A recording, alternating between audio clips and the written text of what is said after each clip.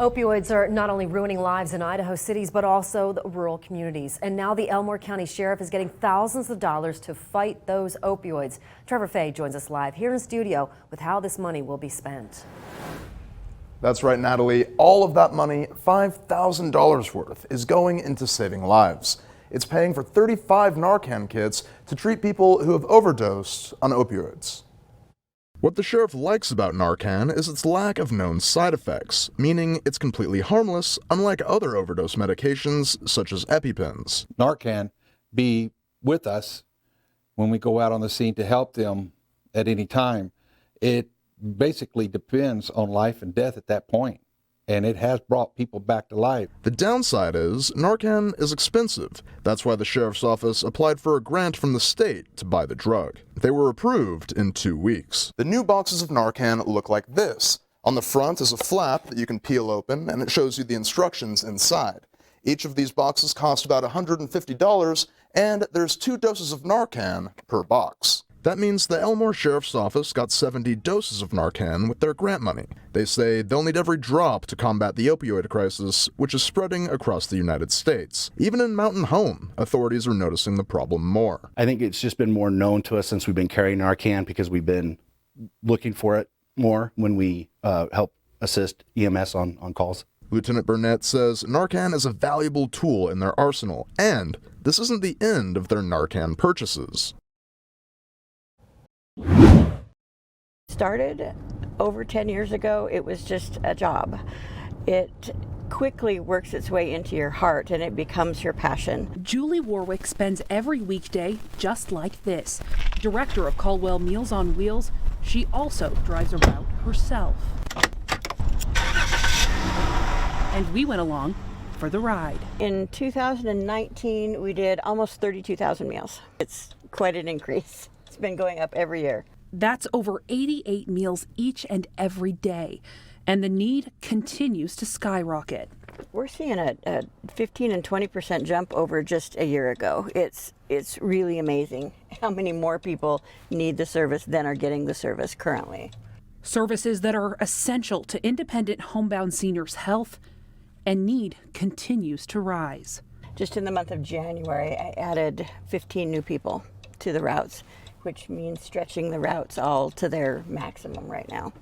Meals on Wheels provides one hot and healthy meal Mondays through Fridays at lunchtime, and an additional 2 frozen meals for the weekend, something our local seniors wouldn't have otherwise. I have 2 drivers that go out in each route, which means right now I have a total of 2, 4, 6, about 30 drivers that go out and deliver meals. I need to get 10 more to start another route.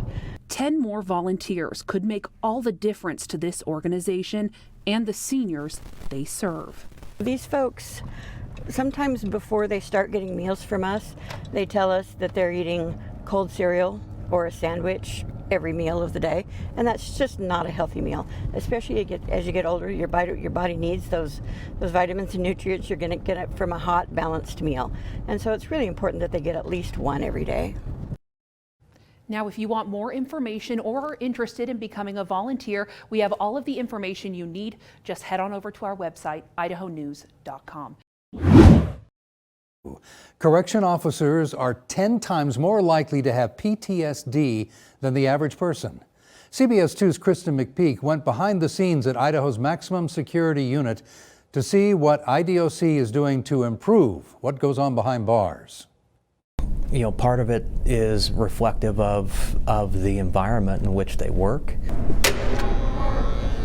An environment the IDOC director Josh Tewalt says has potential to create PTSD in correctional officers. You know, they're gonna witness, they're gonna experience vicarious trauma. They're gonna see things that are difficult to process. Former IDOC correctional officer Austin Legg has experienced this firsthand. I was most comfortable when chaos was breaking out. I was most comfortable when there were multiple emergencies going on at a time and I was running from point A to point B, back to point A, you know, doing this, putting out this fire, jumping over here. The more chaotic it went, the better I felt. Tewalt says that the department wants to help, At the prison, this looks like mandatory debriefing, check-ins, and training.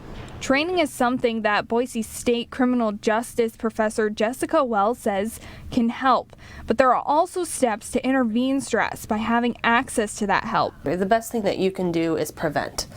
So prevention of PTSD is really important, and one of the things that you can do to prevent that is to have training. She says Boise State's criminal justice program is evolving. We talk about it in criminal justice fields in general. Oftentimes we don't specify it for correctional officers, and I think that's starting to change.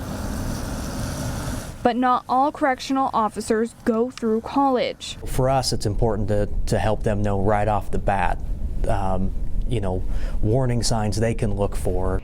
And no matter what age or who, Director T-Walt says they want to put resources into both officers and inmates. The vast majority of people in our custody are going to get out. They're going to go home, they're going to go back to communities in Idaho, and so it kind of has to shape our work. Is everything we do needs to be geared towards getting them ready to go home. So T-Walt says this is one way IDOC is developing. We want our staff to be mentors. We want them to model good behavior.